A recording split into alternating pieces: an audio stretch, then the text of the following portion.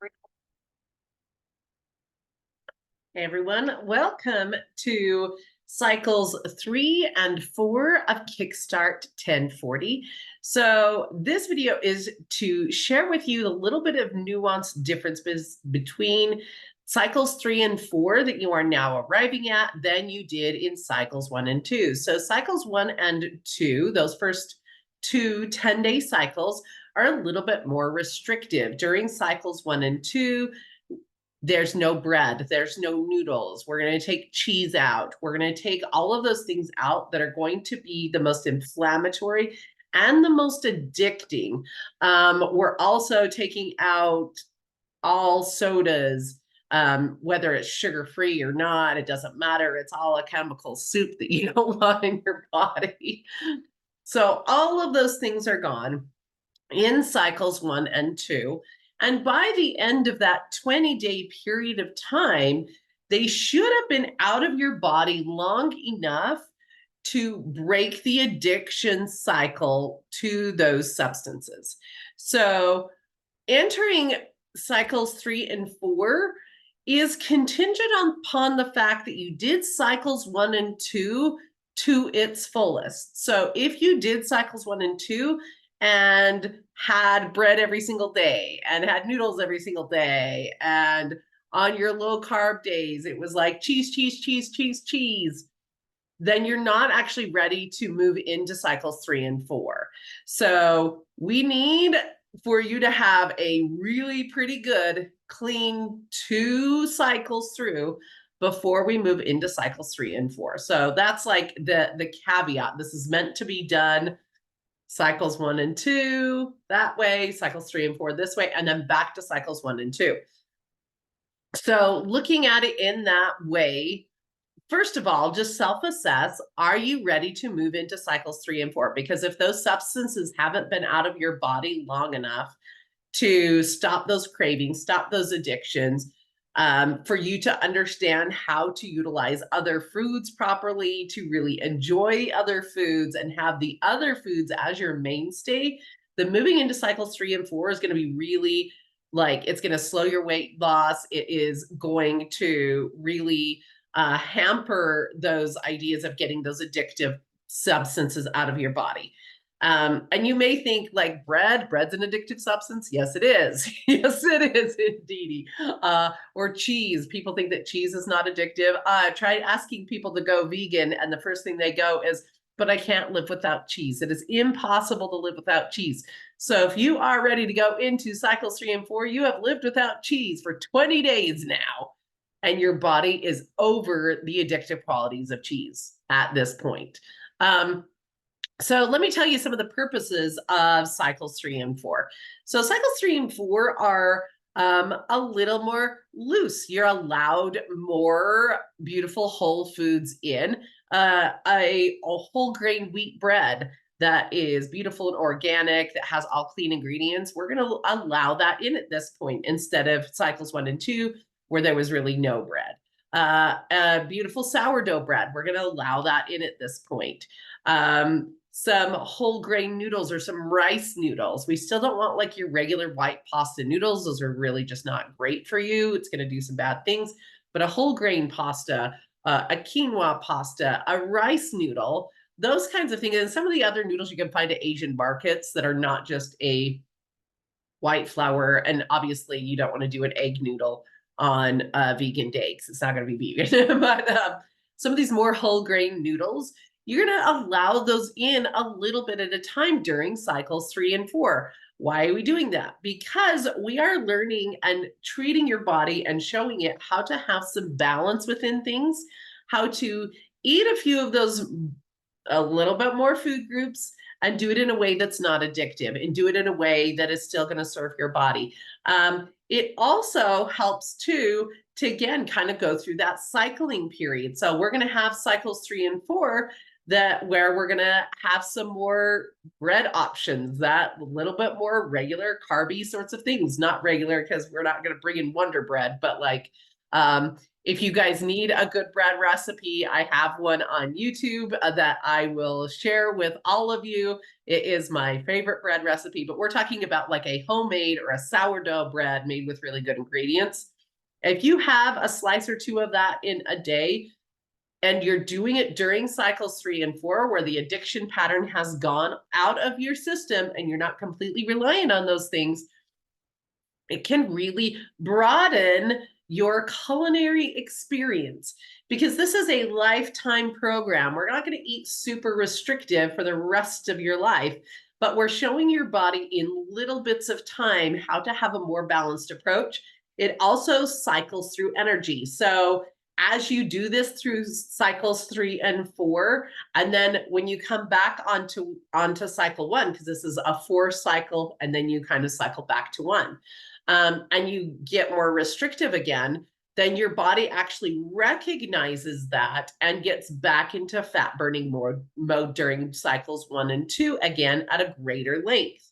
So it has that carb cycling thing or idea that we do when we have like our vegan days and then we go into 2 low carb days.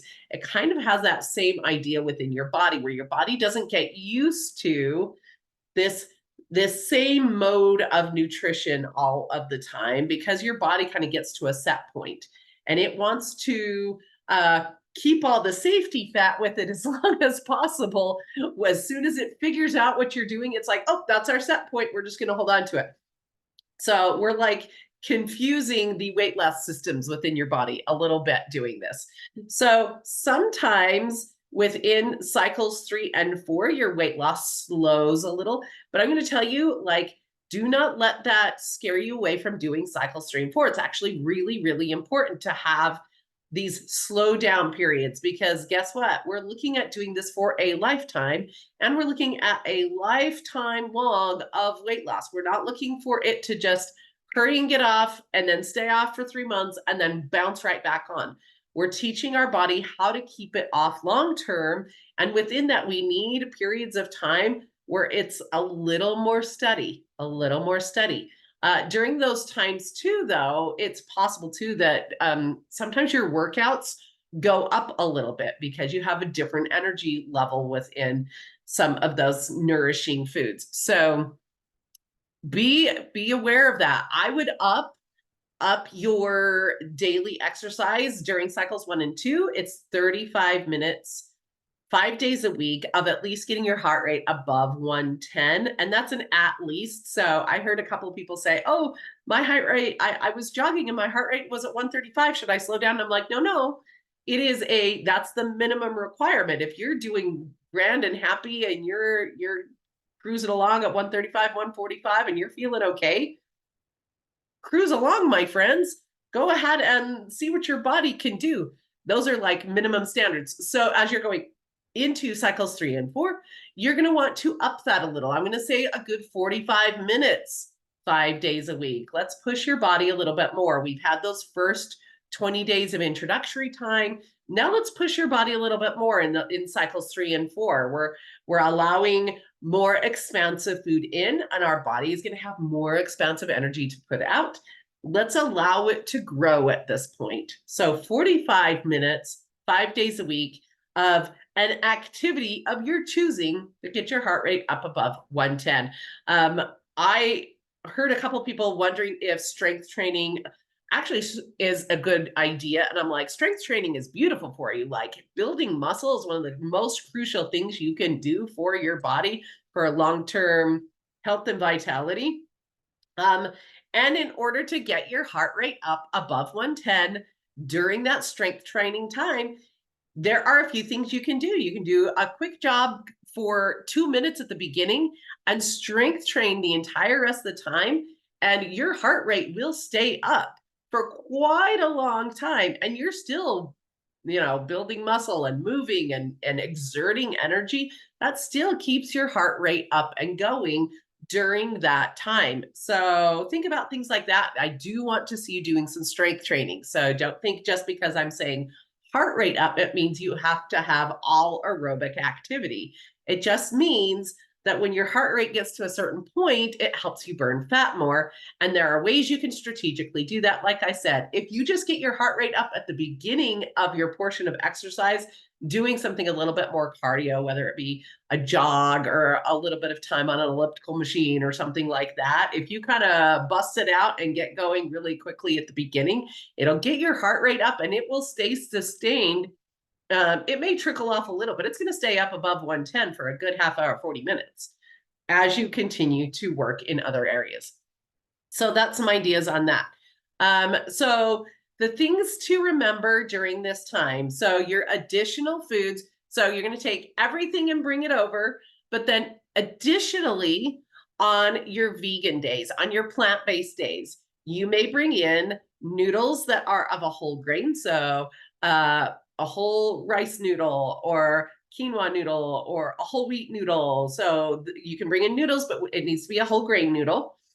And you can bring in a whole grain, really good quality bread. Check your labels. You want to have this have as few ingredients as possible. Buy it from a bakery, buy it from like a special sourdough place. Like you want it to have the fewest ingredients possible. A sourdough really only needs to have like 3 ingredients. It's like flour, water, salt, sourdough starter, which is water, salt. Like it really needs to have very, very few ingredients. A honey whole wheat bread needs to have like wheat, honey, salt, usually a little bit of fat in a way of an olive oil or something, yeast. That's all the ingredients. When it starts to have those other ingredients, those really actually affect your body quite a bit. So if you're not making it at home, find a bakery, find somewhere like that that you can get a really good quality whole wheat or sourdough. That's what we're looking for. A whole grain, completely whole grain, or a sourdough. Sourdough whole grain is best. Sourdough white actually still does work during this time because your body handles the sugars differently because it's a sourdough and it kind of pre-digests some of that and it doesn't hit your blood sugar the way it normally would. So you're going to bring those things in. Additionally, on your low carb days, you may now bring in 1 serving of cheese per day on those days. But here's my caveats on that. Cheese is one of the more addicting foods. So notice your addiction to cheese. If cheese was really hard for you to get off, bringing it back in may be difficult for you. It may be a hard thing. It also, if you are lactose intolerant, if it leads to acne or skin problems or lung issues, like if your body reacts poorly to cheese, you're not going to bring it back in. You're just not. You've already dealt 20 days without it. You're just going to continue to not do it. I know within myself, I can do better with a softer cheese. So a very fresh mozzarella does not hit me the same as a processed whole brick mozzarella. And so if I'm going to do something with that, I'm going to use that version instead.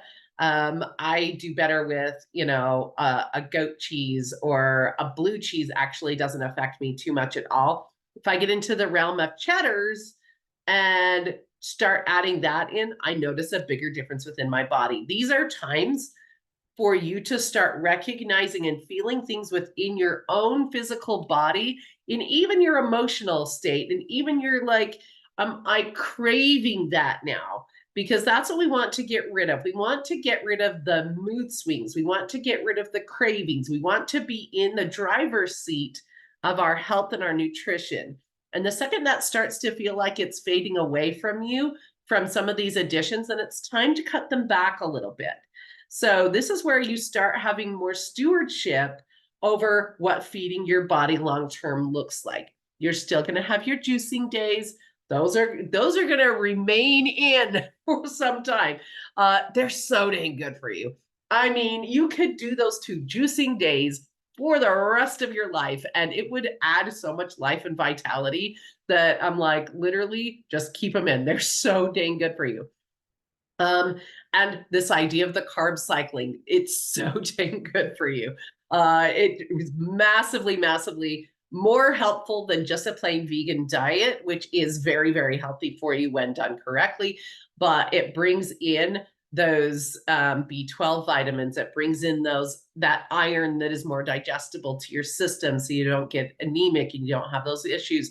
It brings in this natural way of your body managing weight and fats and all of those things. It brings in a lot more crucial fats that feed your brain is basically made of fat, and your body actually super needs that. So these are like, this system could be used literally the rest of your life, but during a health and weight loss phase. So I'm considering you still in weight loss phase. Cycles 3 and 4 are, let's slow down the weight loss for just a moment on cycles 3 and 4. Let's introduce some foods again and see how our body handles them. Let's see how we're doing with some of these cravings and addictions, and how to bring them in a really healthy way. Start noticing those things and have a lot more variety of beautiful foods available to you during this time, so that you don't feel like you're in constant withdrawal from some of the most beautiful, healthy foods available out there. We want the world of eating to just, be your playground, to have that all available to you at the right time and in the right way for you. So it allows more of that, so that when you are going back into cycles 1 and 2 after this, you don't feel in scarcity. You don't feel like, oh, I'm never going to have beautiful pastas again, or I'm never going to have this again or that again. Like, the idea is, oh, I had lots of, like, it served me so well and I had it this week. And it is okay if I don't have it the next 2 weeks or to next 2 cycles, because it will come back again and it will serve me again. And during cycles 1 and 2, you're going to be losing more weight because we're cycling through like this. Okay. So cycles 1 and 2, they're going to be heavier on weight loss. So these cycles 3 and 4, it might trickle down. It might be more like 1 or 2 pounds a week, which is a extremely healthy rate of weight loss. But it also helps reset your body kind of has like this thermostat of where it wants to stay weight wise. And this helps your body like recalibrate and go, okay, this new level, this is my new calibration. And it helps stabilize long enough for your body to have that recalibration. So it doesn't want to zoom back up, because when it's very fluctuating, it goes, I don't know where to land. I'm going to land at my previous high. That's where we belong. So it allows your body thermostat to stabilize, stick where it's at for a little bit. Again, you're probably still going to see a 1 to 2 pound weight loss per week during these times.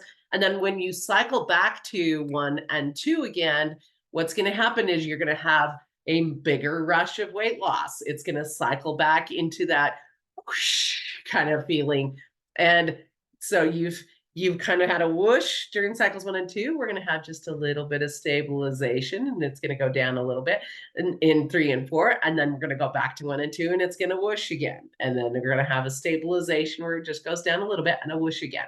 And these things are all intended to help you have this long-term weight loss, to help you have a lifelong plan of eating beautiful, nourishing foods. So that's a little bit more on cycles 3 and 4. Make sure you're ready for them. Make sure you have done a really clean cycles 1 and 2 going in, and that those cravings are gone. So you haven't had no candy, no sugar, no soda, nothing in those cycles 1 and 2.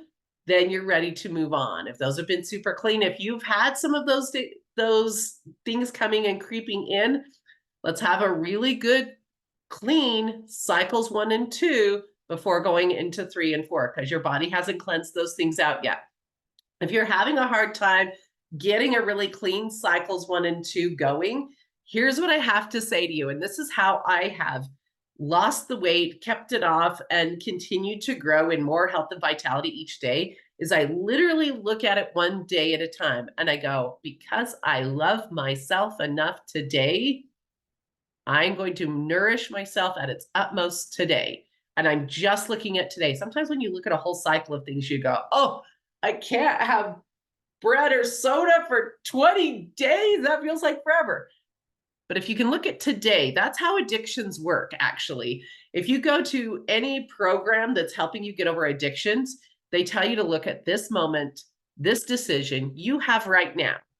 And sometimes we can even look at the whole day and go, today, I love myself enough to nourish my body and do my absolute best today. And here's the things I'm going to do to make sure. I'm going to plan ahead. I'm going to make sure I have all the ingredients. I'm going to make sure everything is prepped. I am going just for today. I'm going to say no to these circumstances in advance. I'm going to say no to these opportunities when they come, when it looks like, here, I bought you a sugary soda. It's just for you. I bought a whole bag of Reese's just because I know you love them. Awesome. I love you too. But I love myself enough not to eat those and for you to take them away. I'm on celery juice day, so I love myself enough to go to the store last night and make sure I had everything I needed to have beautiful juices throughout today and tomorrow, because I just came back in town from being out of town a lot. I didn't have a lot of groceries, or especially fresh fruits and vegetables. After being gone about 10 days, everything was not great anymore. So completely cleaned out the fridge. I mean, wiped it down, completely cleaned it out, restocked it with the most beautiful vegetables ever. I even, because you're juicing during these days, I like a really high quality vegetable for those juices, really high quality celery. So like I was tempted to just stop by Walmart on my way home and go, okay, we're just going to do that because it's on the way.